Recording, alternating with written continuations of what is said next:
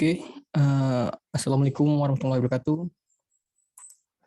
Selamat pagi semuanya. Pada kesempatan pagi ini, kita akan melakukan diskusi mengenai programming ruang, yang dimana tugasnya sudah dilampirkan di LMS. Dan pada kesempatan kali ini, kita akan memperkenalkan diri masing-masing, yang dimana kita dari dosen bimbingan Pak Kadek Mardika STMSC. Baik, perkenalkan nama saya terlebih dahulu, Muhammad Farozi dengan NIM 2030, 2050, 2050. Dan dilanjutkan dengan teman saya, Nimade Bulan Purwani. Tolong perkenalkan diri Anda, Neng. Halo, perkenalkan nama saya Nimade Bulan Purwani Sudarsana, biasa dipanggil Bulan, dengan NIM 2030, 2050, dan 039.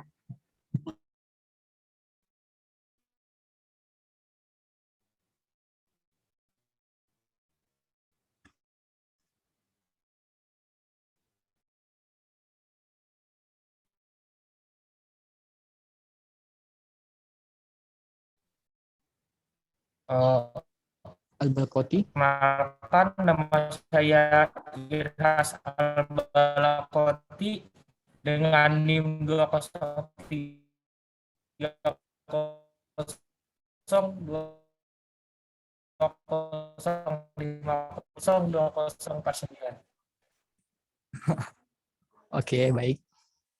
Selanjutnya Pagita Clara. Perkenalkan, nama saya Pagita Clara Butarigan, biasa dipanggil Gita, dengan NIM 2030, 2050, 2045. Diva. Perkenalkan, nama saya Diva Puspita Ningtyas Widodo, dengan NIM 2030, 2050, 2042.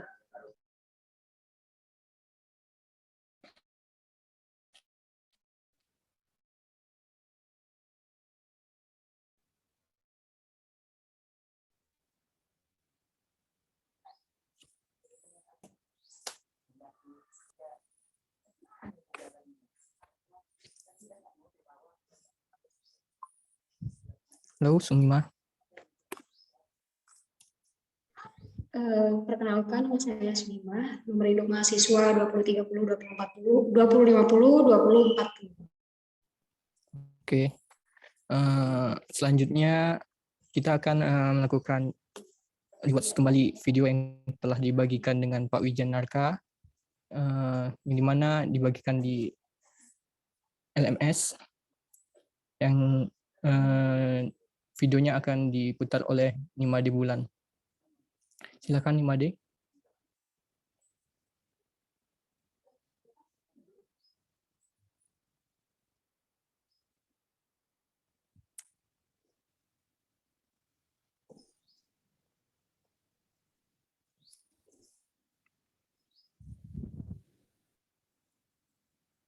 Perkenalkan, saya Cokorda Istri Gita Anindyanari, NIM 19055211049 dari kelas reguler B. Pada kesempatan kali ini,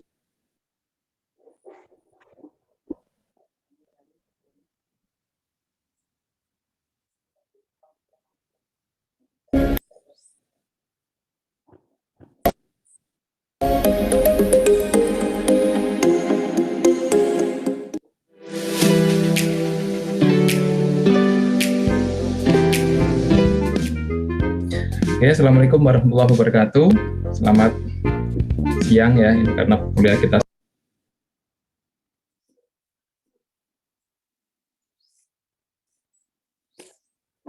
Teman-teman mahasiswa yang hadir hari ini ada 60 ya, 60 pas ya mahasiswa.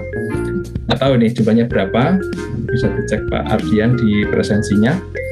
Kali ini kita akan membahas topik tentang program dan besaran ruang. Jadi apa yang Anda gambar kemarin itu sebetulnya kan Anda di luar pemikiran hal itu. Padahal sebetulnya kenapa kita lempar Anda untuk menggambar denah, menggambar tampak, ya, kemudian menggambar elemen-elemen yang ada di dalamnya. Ini karena biar Anda merasakan sebuah ruang. Anda sudah tahu ya sekarang dimensinya seberapa ruang itu, kemudian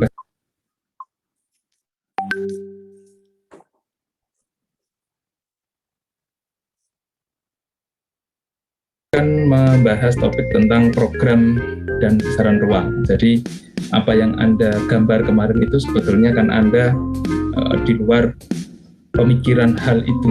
Padahal sebetulnya kenapa kita lempar Anda untuk menggambar Dina, menggambar tampak, ya, kemudian menggambar elemen-elemen yang ada di dalamnya. Ini karena biar Anda merasakan sebuah ruang. Anda sudah tahu ya sekarang dimensinya seberapa ruang itu, kemudian bagaimana bentuknya. Mungkin di antara kalian belum ada yang menemukan bentuk gambar ruang yang misalnya lingkaran begitu ya, setengah lingkaran ya. Hampir semuanya itu persegi, ya, segi 4 atau bujur sangkar atau bentuk yang lain. Ini mungkin menjadi satu pertanyaan, mengapa itu terjadi? Apakah nggak boleh ya sebuah ruang itu melingkar ya, kemudian bentuknya elips? Ya semua itu boleh-boleh aja ya, boleh aja asal ya dalam perhitungannya itu bisa mencukupi. Asal dalam perhitungannya juga mampu mendukung aktivitas yang ada di dalamnya. Sehingga akan tercipta satu efisiensi ruang ya. Apakah Anda memandang sebuah ruang yang berbentuk lengkung itu apakah efisien apa tidak? Yang Anda pikirkan lagi nanti adalah strukturnya, ya, struktur atapnya terutama. Nah, kalau meliuk seperti misalnya moluska begitu, atapnya seperti apa? Apakah ya harus rata begitu ya? Tapi kan ini menjadi satu hal yang menarik ya. Jadi bukan kita bermaksud untuk membatasi daya kreativitas Anda, tetapi di tahap awal ini kita mencoba untuk belajar bagaimana membentuk sebuah ruang itu dengan berbagai alasan, dengan berbagai pemikiran ya, kemudian dengan berbagai pertimbangan teknis yang sudah mulai harus dipikirkan ya, terutama bagi Anda di mata kuliah SPA 3 ini. Nah, selanjutnya ini adalah ruang-ruang yang Anda gambar kemarin ya, di nahi di sisi kiri itu. Tetapi apakah Anda sudah berpikir tentang bagaimana sebuah ruang itu terbentuk? Ya, apa yang menyebabkan atau apa yang menentukan perancangan sebuah ruang itu? Di situ ada orang ya, di situ ada elemen-elemen di dalamnya, di situ ada site ya, lingkungan, di situ ada uang ya.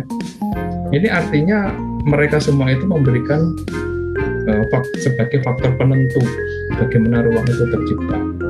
Tidak hanya secara konseptual saja, keinginan saja, tetapi juga ada hal-hal lain yang bisa menentukan ya. Ini belum nanti kita berpikir secara teknis ya, bagaimana kondisi lahannya, bagaimana kondisi atau situasi site-nya itu di mana, apakah di tengah kota, apakah berada di tepi jalan raya besar, apakah nanti di sawah ya, di tengah sawah. Nah ini ada hal-hal eksternal yang menjadi penentu ya, dalam merancang ruang. Ada lagi juga view misalnya ya, bagaimana view yang baik, bagaimana menghindari view yang buruk. Ini juga menjadi bagian dari bagaimana kita merancang ruang. Selanjutnya dalam sebuah program ruang ya, William Pena mengatakan bahwa pemrograman dan arsitektur dapat dikatakan sebagai proses menggali fakta. Jadi Anda dalam program itu harus menggali fakta. Apa yang digali? Yang digali itu sebenarnya kebutuhan klien, ya. Bukan hanya konsepnya arsitek, tetapi klien itu butuhnya apa.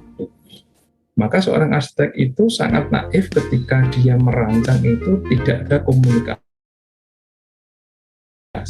dengan klien ya, sehingga ini juga harus dilakukan seorang arsitek, memperhatikan apa mimpinya, apa yang menjadi satu harapannya ketika ingin membangun sebuah rumah atau sebuah hunian ya, atau sebuah bangunan yang diharapkan. Nah, ini ada beberapa pertimbangan ya, termasuk fungsi ya, bentuk, kemudian anggaran, biaya. Ini menjadi hal yang penting ya untuk dipertimbangkan agar perancangan itu dapat sesuai dengan impian dari sang klien itu. Nah, ini program ruang ya. Ini sebagai mengenai pertimbangan fungsi berarti secara tidak langsung berkenaan dengan masalah ruang. Maka program ruang pada dasarnya adalah menetapkan ruang ya, kebutuhan ruang yang dapat memenuhi kebutuhan dan tuntutan klien. Jadi ruang itu harus diprogram sedemikian rupa. Butuhnya apa? Seberapa besar? Bagaimana bentuknya? Ya kan? Bagaimana posisinya?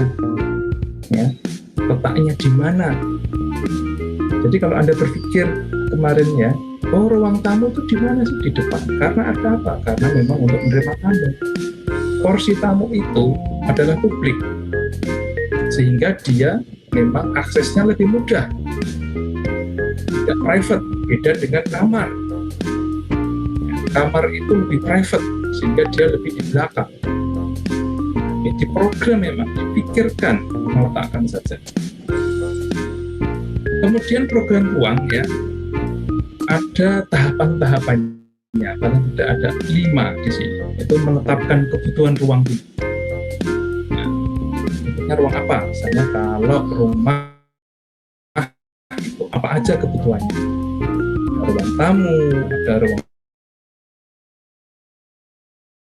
keluarga, ada ruang belajar atau ruang bekerja, ada dan gudang barangkali atau garasi barangkali. Butuhnya apa dulu? Tergantung dari bangunan yang akan kita rancang. Kalau nanti kos-kosan ya, itu juga beda lagi. Nah, berbeda dengan rumah tinggal. Di sana juga harus ada ruang komunal ya, ruang bersama kalau ketambahannya itu. Kemudian juga ada dapur itu bersama ya, karena ada sifatnya publik dan yang lainnya. Kemudian yang kedua, menetapkan besaran ruang, menetapkan pola hubungan ruang, menetapkan zoning ya. Zoning itu pengelompokan ruang, jadi di zona ya, dibuat zona-zona atau kelompok. Kemudian menetapkan kualitas ruang. Nah, ini slide berikut akan menjelaskan kelima program ruang ini. Nah, ini di kebutuhan ruang ya. Kebutuhan ruang menetapkan macam fungsi yang dibutuhkan untuk memenuhi kebutuhan dan kebutuhan klien ya. Tahapannya apa aja nih kebutuhan? Menetapkan pelaku, siapa pelakunya? Kalau rumah, siapa pelakunya? Kalau rumah tinggal, ada suami, ada istri, ada anak, dan anggota keluarga yang lain jika ikut tinggal bersama ya. Jadi ini yang pertama, menetapkan pelaku dulu. Kemudian menetapkan jenis pelaku. Nah, jenisnya itu bukan kok laki-laki dan perempuan, bisa juga seperti itu. Bisa juga berdasarkan jenis pekerjaannya apa. Nah, kalau misalnya ya di pelaku itu ada anak pelajar, kemudian ayah, nanti bekerja ya, dia bekerja kantor misalnya, sehingga ketika di rumah pun nah, dia akan tetap bekerja. Seperti dosen itu kalau di rumah itu tetap bekerja. Ibu misalnya, ibu misalnya punya usaha di rumah, nah seorang pengusaha rumahan. Nah, ini juga menjadi faktor penentu kebutuhan ruang. Ada jumlah pelaku, berapa orang yang tinggal di situ? Ini barangkali menentukan nanti ya, untuk berapa kebutuhan kamar tidurnya, ya berapa besar kebutuhan ruang-ruang yang ada. Itu jumlah pelaku juga penting ya. Kemudian menetapkan aktivitas pelaku ya. Kalau anak-anak ya mungkin nanti ada ruang bermain. Kalau nanti bapaknya yang dosen barangkali juga perlu ruang kerja. Kalau ibunya yang memiliki usaha di rumah juga mungkin perlu ruang untuk bekerja di rumah, barangkali mungkin kuliner begitu untuk memasak dan yang lainnya. Nah, yang kelima, pengelolaan pola aktivitas yang seragam. Nah, ini ada beberapa aktivitas yang seragam. Saya pikir untuk misalnya makan ya dengan memasak itu memiliki satu kemiripan, sehingga bisa dikatakan bahwa ini bisa nanti menjadi hal yang bisa dikelompokkan. Nanti akan kita bahas ini. Kemudian menetapkan kebutuhan ruang. Ya, ini setelah kita menganalisis 5 itu, baru yang ke-6 kita bisa menetapkan kebutuhan ruang. Nah, ini terkait dengan kebutuhan ruang. Nah, ini menetapkan pelaku, jenis, dan jumlahnya. Nah, pelaku secara umum dibagi menjadi 2, pelaku internal, yaitu yang berada di dalam rumah ataupun yang terkait langsung dengan yang kita rancang, ya, rumah atau kantor atau apapun, ya, sekolah, ya, itu kalau orang yang sudah memang pelaku tetap itu namanya pelaku internal. Kemudian juga ada pelaku eksternal atau publik, ya. Nah, pelaku yang internal ini, ya, pelaku individu maupun kelompok yang berhubungan langsung dengan aktivitas. Jadi kalau pelaku internal ya seperti Anda di rumah Anda sendiri, ya, Anda datang, assalamualaikum, terus ngapain di kamar Anda, nanti pakai toilet juga nggak sungkan, nanti mau masak apa di dapur juga nggak sungkan. Ini pelaku internal, jadi wongi dewi, ya, orang dalam. Kemudian di pelaku eksternal ini tamu, ya, yang memiliki batasan-batasan publik dan private-nya itu, sehingga ini tidak bisa luasan. Nah, tetapi ini juga patut dipertimbangkan. Makanya setiap kita rancang rumah, kantor, ya, kampus itu mesti ada space publik. Kalau rumah ya bisa teras, ya, teras itu juga bisa. Kemudian ada juga ruang tamu. Nah, ini juga termasuk dari pelaku, ya, pelaku eksternal yang bisa kita fasilitasi dengan ruang-ruang publik. Nah, menetapkan pelaku, jenis, dan jumlahnya, ya, penetapan pelaku mengandung makna bahwa hanya pelaku ini yang akan menggunakan ruang yang direncanakan, yaitu publik dan private, ya, atau internal dan eksternal. Ya, jenis pelaku di sisi lain, ya, adalah penggolongan pelaku yang ditetapkan dalam dua kelompok yang telah disebut di atas, dan itu jumlah masing-masing pelaku pun harus pula ditetapkan. Jadi kira-kira kalau rumah kita ya tinggal berapa, misalnya Anda punya 3 bersaudara, ayah ibu ada, berarti yang internal itu 5. Yang 5 itu sudah bisa diwadahi nggak dalam rumah itu? Kamarnya, ya, itu sudah tercukupi nggak? Apakah nanti berpasang-pasangan, misalnya kakak sama adik, yang lainnya bapak sama ibu, itu apa yang lainnya seperti apa modelnya, atau kalau udah gede-gede dia menuntut punya kamar sendiri, ini juga menjadi satu kebutuhan. Kemudian tamu juga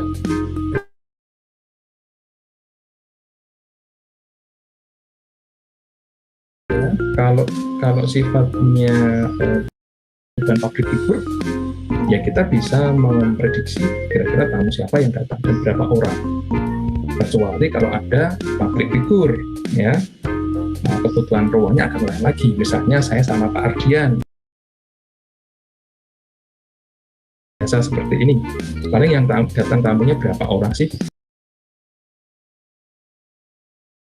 Nah, kalian misalnya mau asistensi berapa orang sih? 5 orang, oke. Tapi ketika kita itu adalah seorang artis, gitu kan, atau anggota DPR, bahkan di DPR, yang datang itu banyak banget, ya. Jadi kolega-koleganya itu banyak di situ, dan ini tentu akan berbeda perhitungannya, ya. Ini, nah, bagaimana polanya? Apakah, ya, pelaku itu memiliki pola harian, ya, mingguan, atau bulanan, atau tahunan? Nah, Pak Ardian itu kalau dalam tempat saya itu biasanya itu sehari-hari, apa seminggu sekali, apa sebulan sekali, apa setahun sekali.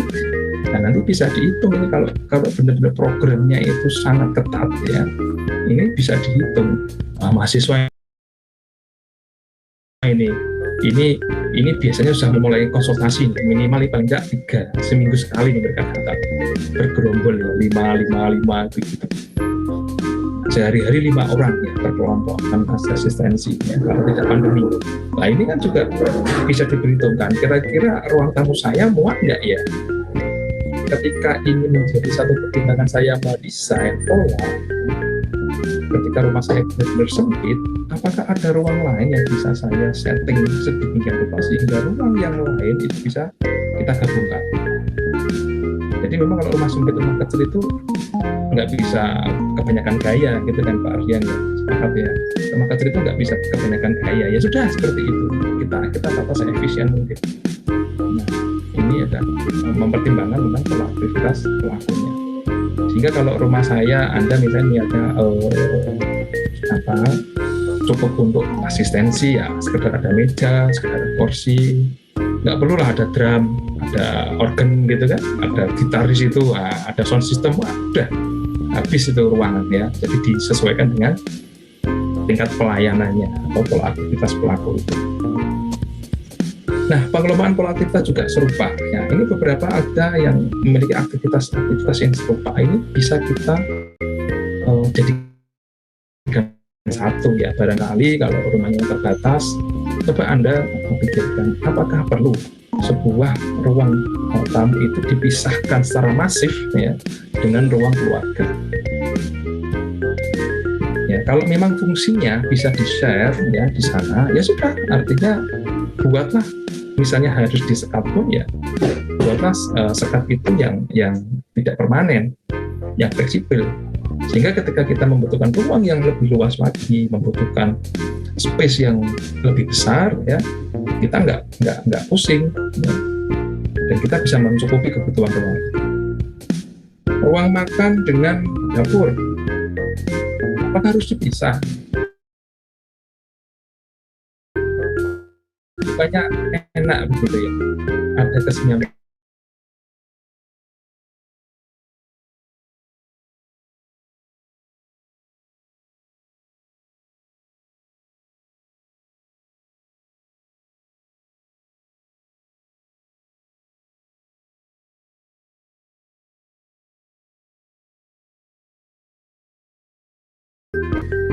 Bahkan di beberapa ada juga yang ruang tamu bergabung dengan ruang makan, sehingga ketika ada orang yang bertamu diajak gabung makan sekali. Nah ini tergantung budayanya, tergantung dengan budaya yang dianut ya.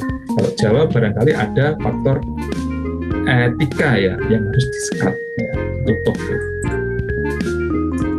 Nah, tahap akhir ini dalam menetapkan kebutuhan ruang ini adalah dengan menetapkan ruang-ruang dibutuhkan. Setelah Anda pikirkan semua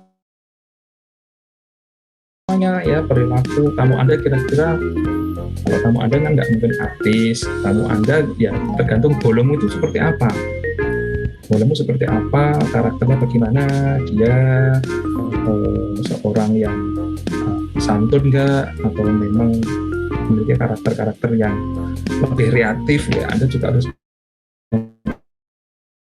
pertimbangkan, wah ini jangan pakai ini nih, ini kalau saya buat yang seperti ini biar lebih nyaman. Nah, ini perlu dipertimbangkan dalam menetapkan kebutuhan ruang yang ada. Oke, saya lanjutkan. Nah, dalam menetapkan kebutuhan ruang ini ada stabilisasi yang bisa membantu Anda. Di sini ada pelaku, ada jenis pelaku,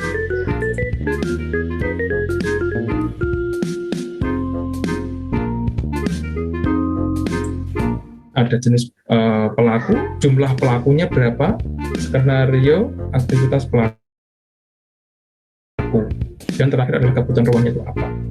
Nah ini kebutuhan ruangnya seperti ini. Kemudian selanjutnya adalah besaran ruang. Kalau sudah kebutuhannya ruang ya, tadi sudah ditetapkan ada ruang apa aja, Anda rinci ya. Sekarang besarannya seberapa, luasnya seberapa, dimensinya seberapa. Nah ini pertimbangannya apa? Ada 3 paling tidak. Pelaku ya, menyangkut besaran antropomorfik ya, antropomorfik dan jumlah pelaku. Kemudian 2 aktivitasnya ya, ini aktivitasnya di dalam ruang seperti apa, ada jenis, karakter, dan macam aktivitasnya. Yang ketiga adalah furniture ya, furniture juga sangat penting, bagaimana dia bisa diset tepat di dalam ruang ya. Nah, besaran pelaku ini ya adalah orang yang sekelompok orang yang akan beraktivitas dan menggunakan suatu ruangan. Ini pelaku ya, tadi ya, siapa yang ada di dalamnya. Besarannya dapat diprediksi ya, besarnya dengan melihat besaran antropomorfik ya. Antropomorfik itu ini seperti ukuran dimensi badan kita. Jadi kalau merentang seberapa, ya berdiri seberapa, jangan sampai kita nanti mendesain rumah itu kekecilan dimensinya ataupun terlalu luas ya. Ini juga nggak efektif atau nggak efisien kalau terlalu luas. Kalau terlalu kekecilan itu juga tidak efektif gitu.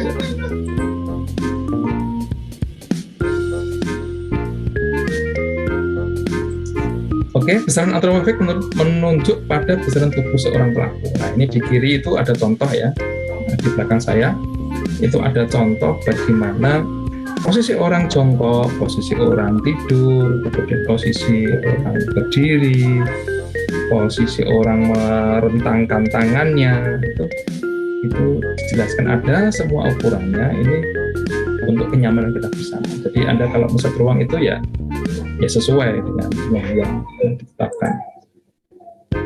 Ini juga masih sama, ada besaran antromorfik ya pada posisi berdiri, berjalan, duduk hingga tidur ya. Kemudian ada juga aktivitas sekarang ya. Suatu ruangan berarti seluruh kegiatan dilakukan di dalam ruang tersebut. Ya, dikelompokkan menjadi dua, karakter suatu aktivitas formal dan informal. Ya, misalnya kalau Anda, ini juga tergantung pada situasional yang ada, ketika ada tamu, ketika ada hajatan, tentu ini punya opsi formal. Tetapi ketika kita santai, kita ngobrol, opsinya adalah informal. Ya, atau ketika kita bekerja, ada tamu gitu ya, urusan penting, ya, tamu yang dari instansi tertentu gitu ya, itu tentu formal. Beda kalau dengan sahabat, keluarga, nah itu bisa informal. Nah, ini juga ada besar ya area aktivitas ya, ditamu dalam suatu ruang dihitung sebesar 20 sampai 30% dari luas ruang yang digunakan untuk pelaku dan furniture. Nah, ini jadi lebih sempit begitu ya, tetapi ini menjadi ukuran yang ya paling tidak cukuplah untuk pergerakan atau akses usernya yang ada di dalamnya. Nilai 20-30% ini. Kemudian besaran furniture ya furniture perlengkapan ruang ditetapkan dengan macam aktivitasnya. Nah, ini juga begitu ya, kalau Anda memang memiliki ruang yang kecil ya jangan gaya seperti busanya yang besar, gede-gede kayak gitu ya. Begitu masuk yang cukup ya orang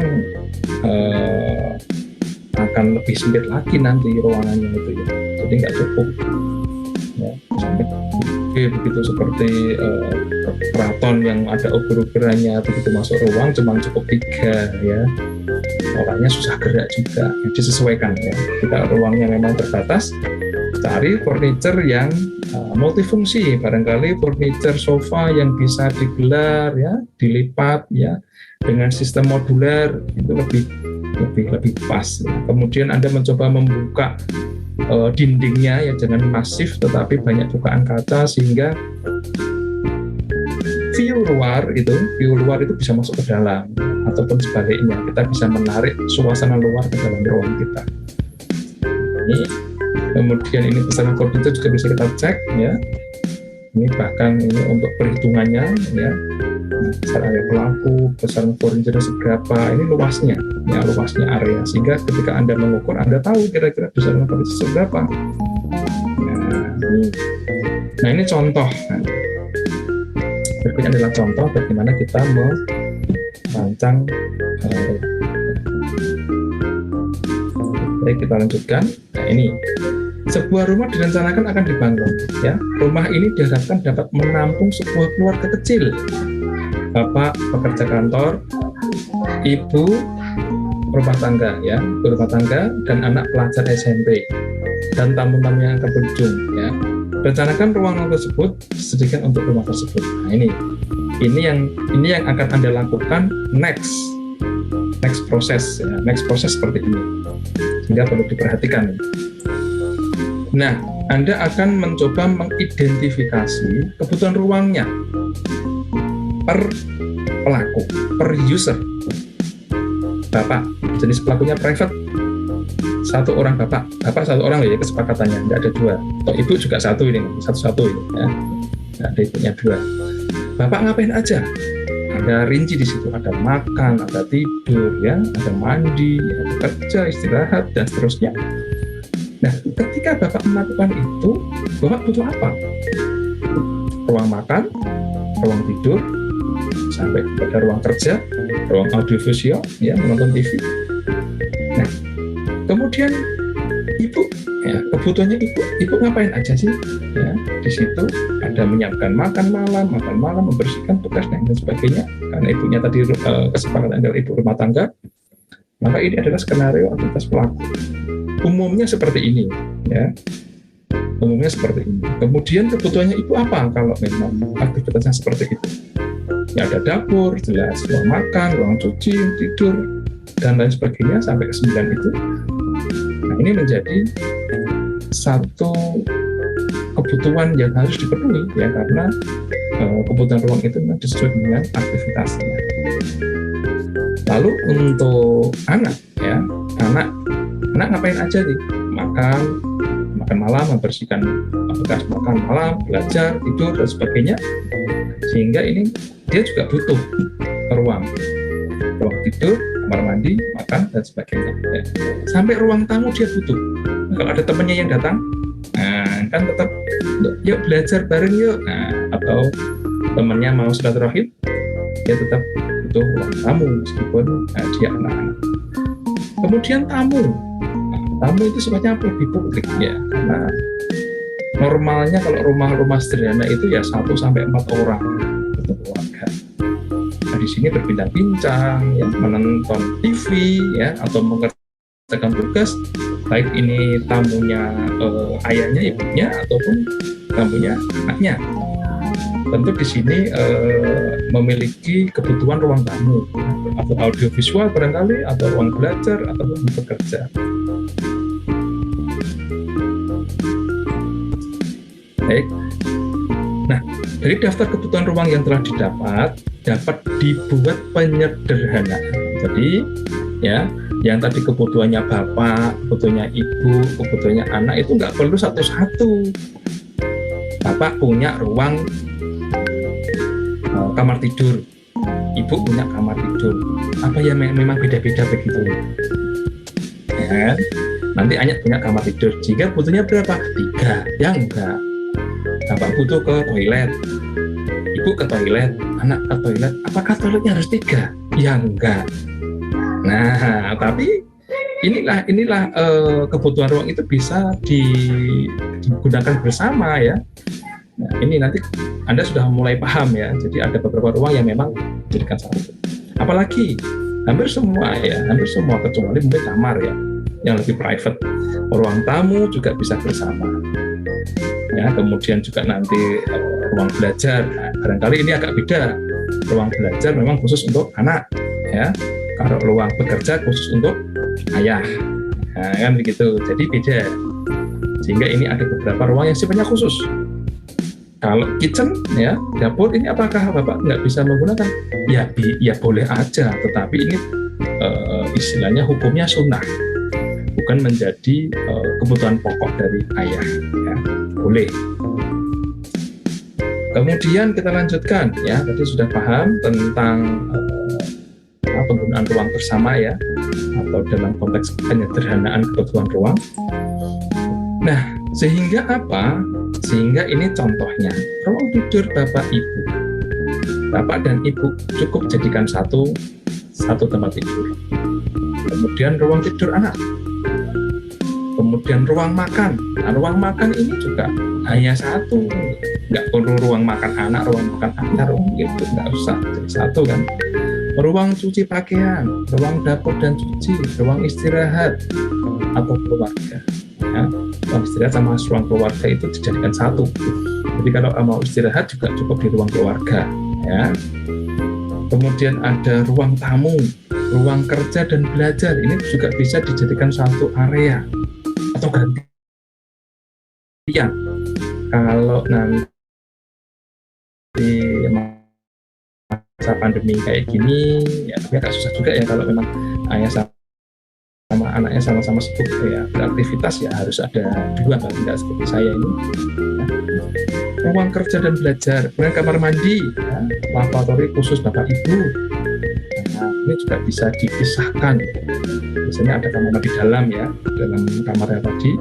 Ada juga yang lebih publik, jadi ada kamar mandi luar, ya, sehingga tamu juga bisa menggunakannya. Bahkan di beberapa rumah ada khusus yang kamar tamu sendiri, kemudian juga ada yang toilet tamu sendiri. Ini yang agak gedean. Nah, ini kita hitung sekarang kalau sudah ditetapkan tadi.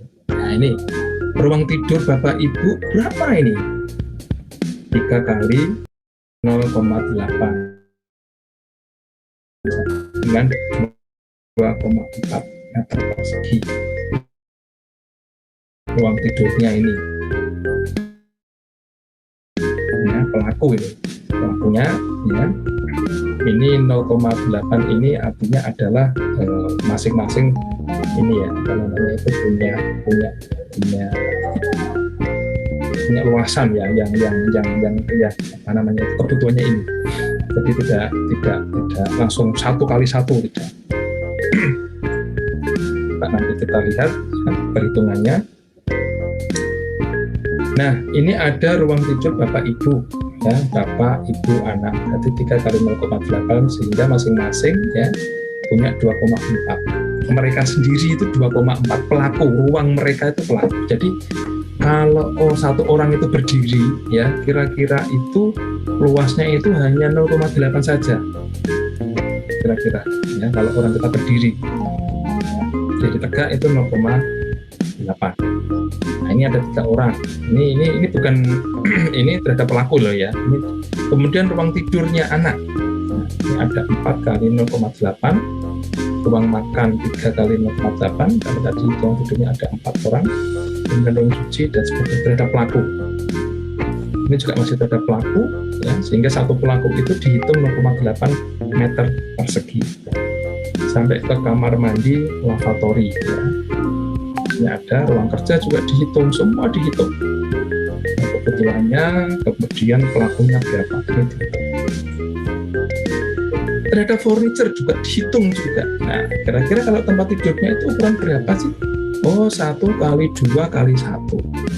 Satunya berarti ini ada panjang, kali lebar, kali tinggi tempat tidur itu. Nah, tempat tidur itu 1 kali 2 untuk 1 orang.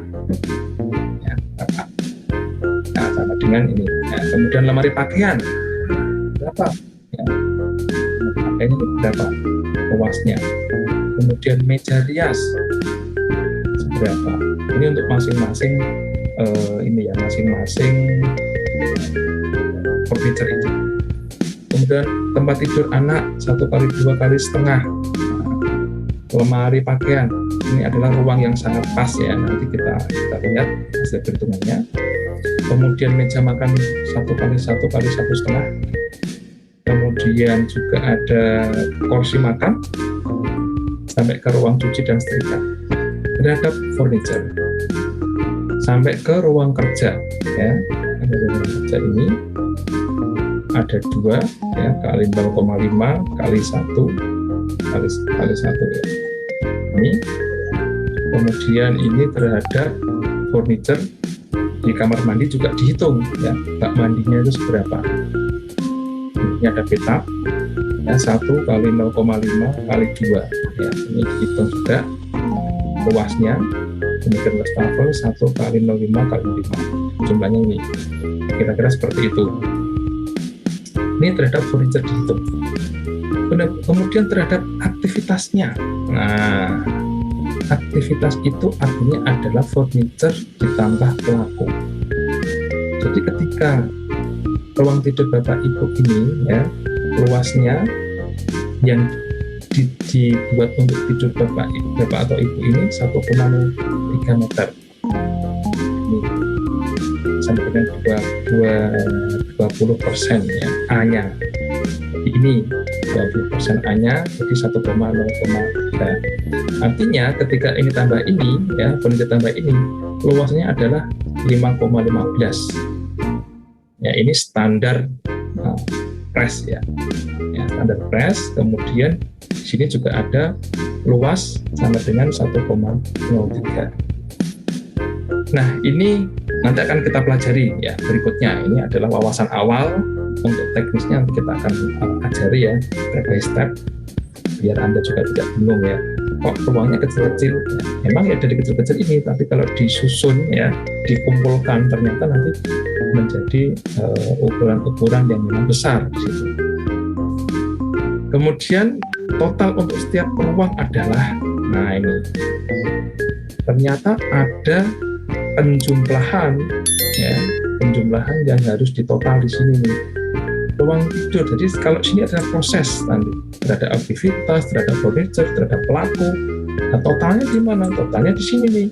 Nah, maka ruas ruang total itu furniture, pelaku, dan aktivitas itu adalah 2,4 tambah 2,7 tambah 1,03, 6,18. Nah, jadi kamar tidurnya ayah dan ibu itu ukurannya 6 kali 6,18. Itu kalau dikira-kira ya bisa 3 kali 2 sekian ya, 3,2 sekian. Jadi ini juga skala yang sangat-sangat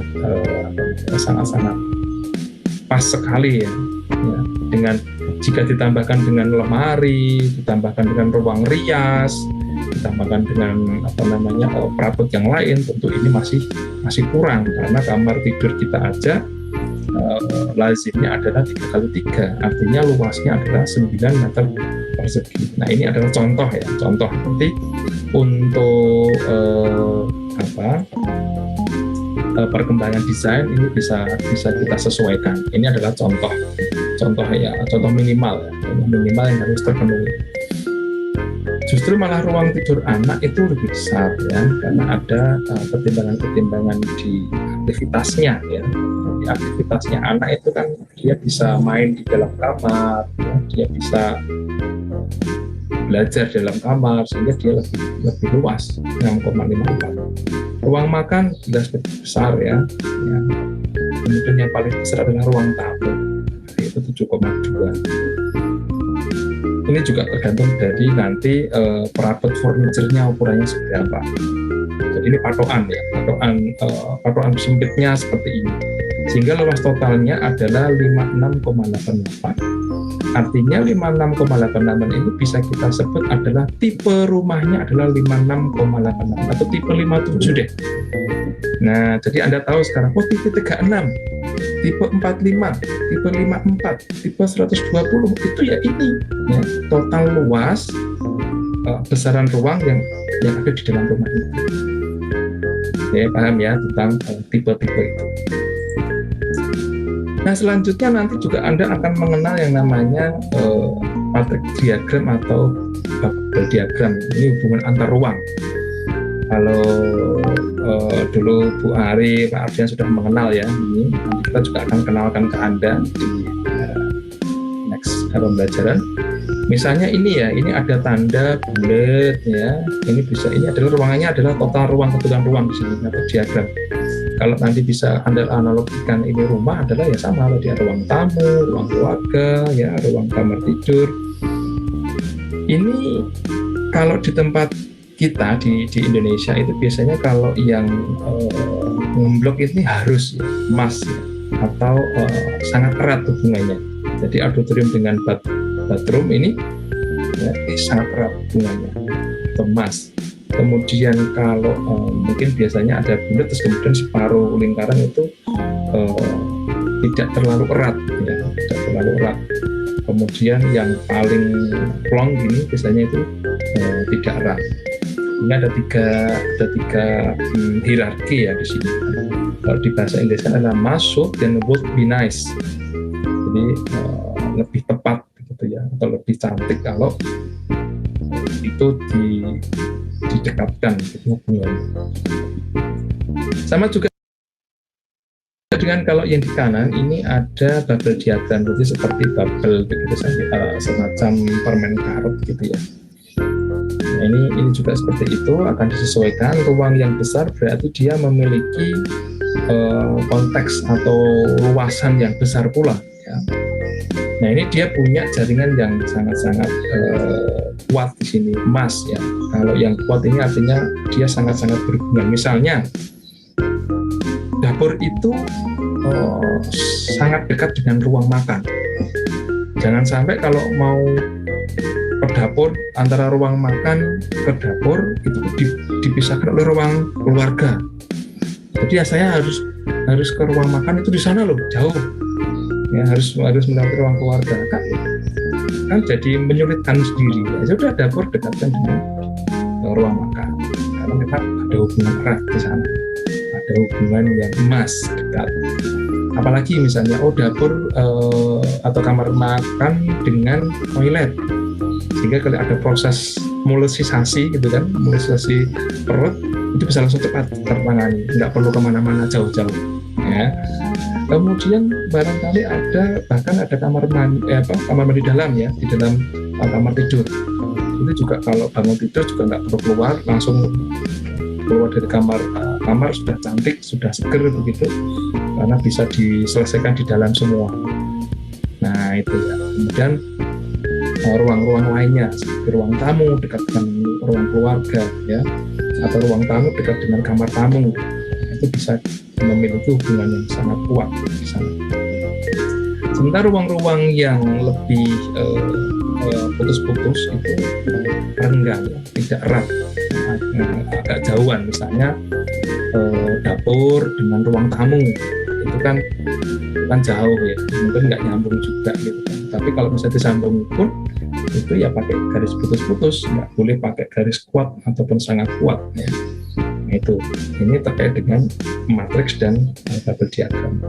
Nah kalau Anda nanti bikinnya seperti ini deh ya, matriks hubungan ruang dan diagram gelembung ya, bubble gelembung.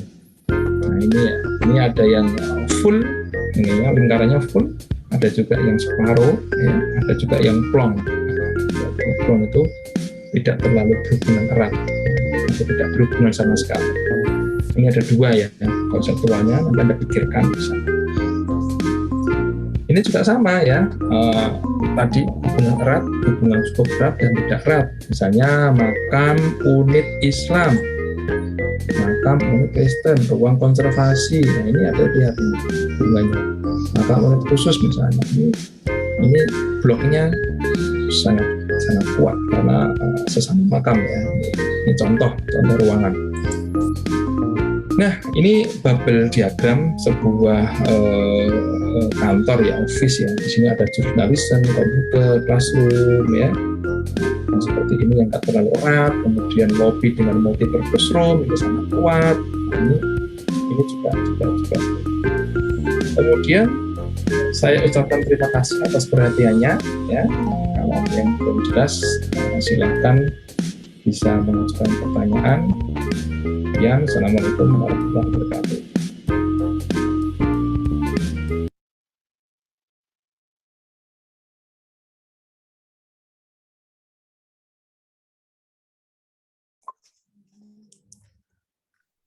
Baik teman-teman, setelah kita melakukan rewatch terhadap video yang telah diputar oleh Bulan, di sini saya membuka diskusi kepada teman-teman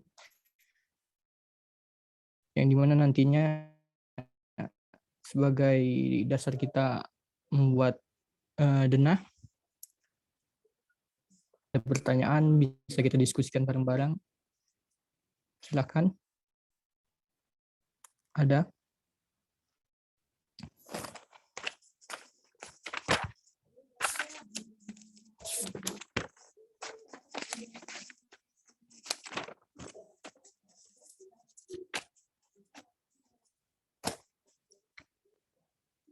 Di sini sudah paham semua kah mengenai program ruang?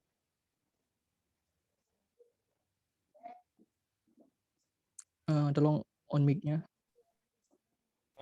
Mungkin dari yang pertama untuk mengerjakan tugas nanti, langkah-langkah pertama, langkah-langkah apa saja yang akan kita lakukan? Gitu aja dulu.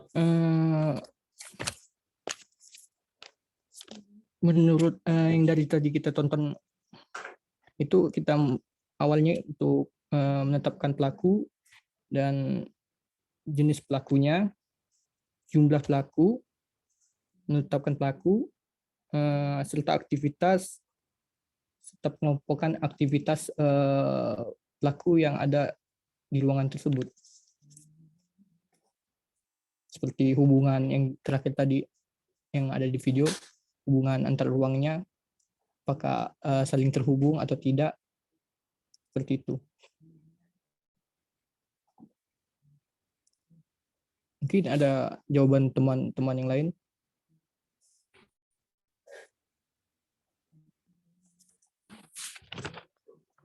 Ada yang mau menambahkan atau semacamnya?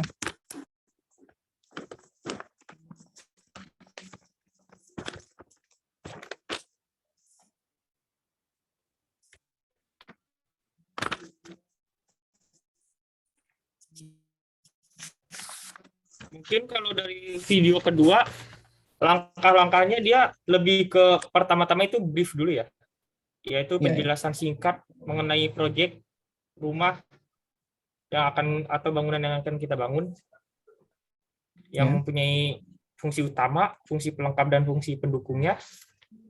Selanjutnya masuk ke civitas, program fungsional, program performansi, program arsitektural, organisasi ruang. Selanjutnya adalah sirkulasi ruang, skema hubungan ruang, block plan, kriteria desain, denah, dan perspektif. Ini dari program perform.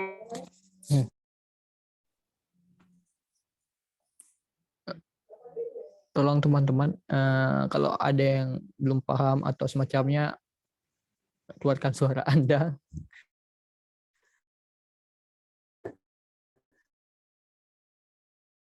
Takutnya nanti Anda bingung sendiri.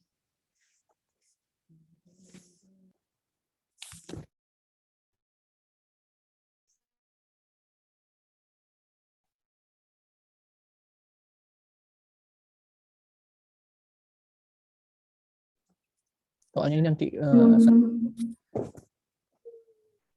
aku mau tanya.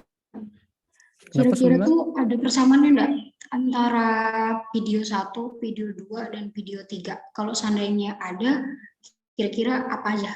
Soalnya aku tuh kayak kurang ngedengerin video yang kedua sama yang ketiga. Gitu. Jadi hubungan antara video 1 dengan video 2 gitu ya? Pada dasarnya sama itu, aja sih. Maksudnya tuh bukan hubungan, misalnya ada yang sama enggak kayak gitu. Kalau misalnya ada yang sama apa, terus kalau beda tuh apa kayak gitu. Itulah. Pada dasarnya sama saja. Karena pembahasan kita di sini program ruang, yang dimana nanti kita sesuaikan sesuai dengan desain yang kita buat. Contohnya seperti saya diminta untuk membuat rumah yang dimana nantinya ditinggali oleh seorang notaris, yang nantinya kita mengorganisasikan setiap kegiatan yang ada di rumah itu sendiri, dan melakukan seperti kelompokan aktivitas-aktivitas serta besaran ruangannya. Seperti itu sih.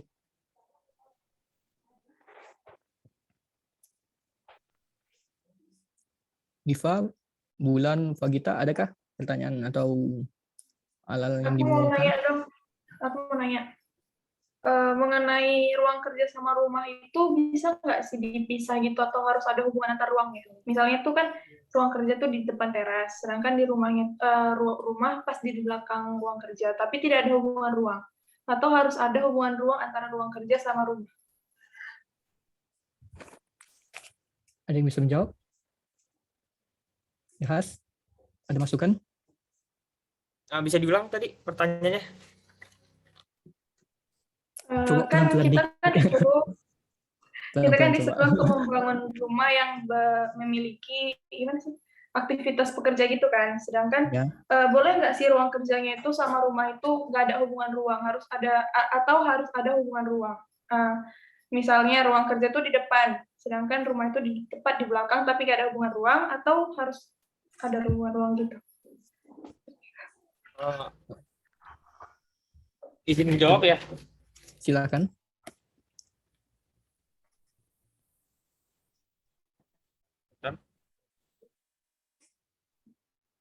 Ini kan kalau dari aktornya itu kan dari apa namanya gimana ya? Ada yang buka aktornya?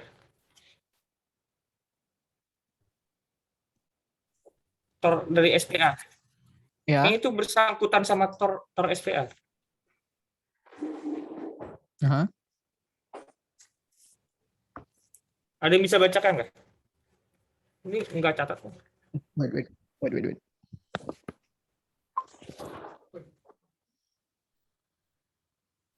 Yang LMS itu yang atas. Mana dia?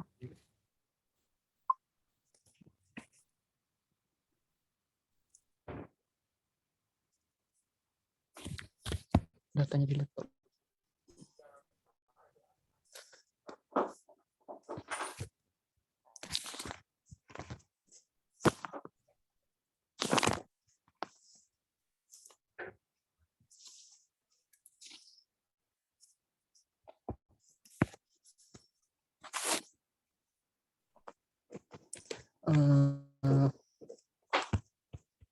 Motornya belum saya dapat ini. Ada yang bisa kah? Mungkin saya juga bisa menjawab pertanyaan Fagita tadi.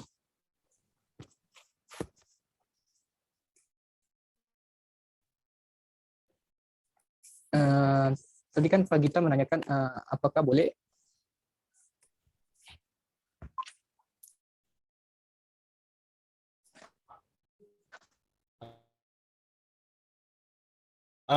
ini kalau dari tornya ya, mata kuliah ini disusun merancang misalkan iya.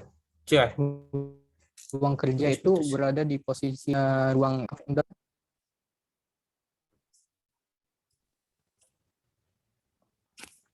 Halo? Iya. Dengar suaranya? Iya, dengar. Jadi kan pertanyaan Fagita tadi kan misalkan ada dia menanyakan hubungan antar ruangannya, di mana dia menempatkan ruang kerjanya itu berada di posisi dekat teras kan, begitu kan Fagita? Dan di belakang apa tadi yang di belakang? Di belakang tempat kerja itu baru rumahnya itu. Oh, baru rumahnya kayak gitu kan. Nah, sebenarnya untuk pertanyaan Anda kan apakah boleh antar hubungannya kan? Sebenarnya itu misalkan dipisahkan antara gimana ya? Ini kan ruang kerja kan bersifat private. Yang pastinya itu ruang kerja itu dipisahkan di antara bangunan-bangunan yang komersial atau yang bersifat publik kan. Jadi kalau ditanyakan hubungan, adakah hubungannya seperti kayak gitu? Mungkin ada, tapi dia lebih mengarah ke bagian tidak terlalu berkaitan dengan aktivitas yang bersifat publik seperti itu mungkin.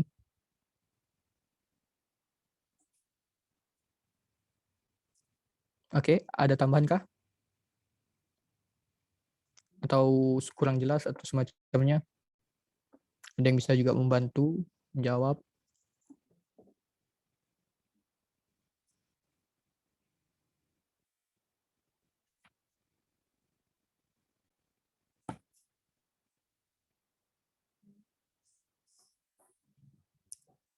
Ini untuk tornya kenapa tadi Irahas?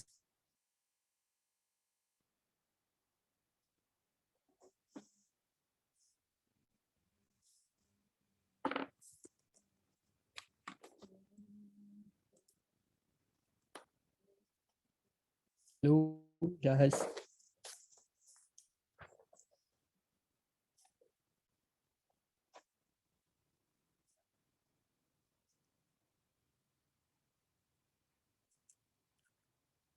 Yes.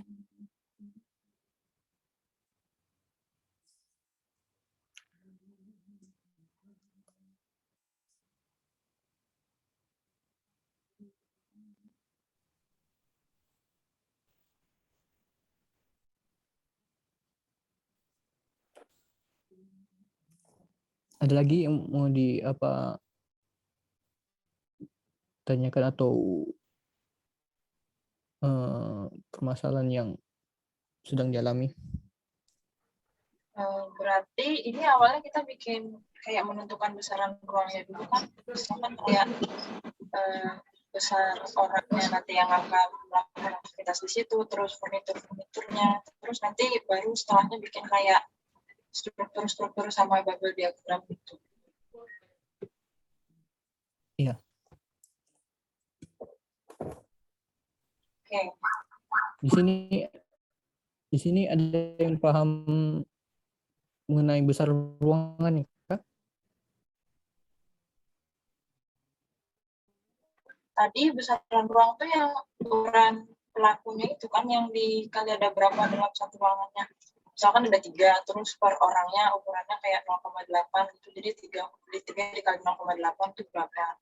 Terus nanti baru kayak diperhitungkan sama furniturnya, sama dan lain-lainnya gitu. Terus baru bisa menentukan besar ruangnya nanti.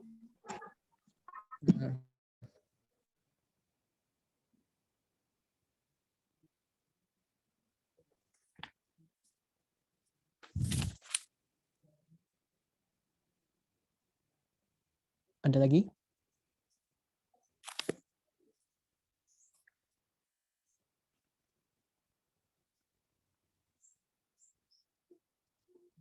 Ada yang mau bertanya? Silakan. Jangan malu-malu. Kayaknya udah jelas aja deh semuanya. Berarti hari ini tuh kita cuma bikin kayak program fungsionalnya, program ruangnya kayak gitu aja dulu. Kan kalau analisa minggu depan kan, kalau nggak salah. Iya. Berarti tentang fungsi ruangannya aja. Untuk hari, iya ya. Tapi untuk hari ini kita juga harus mengumpulkan progres gambar.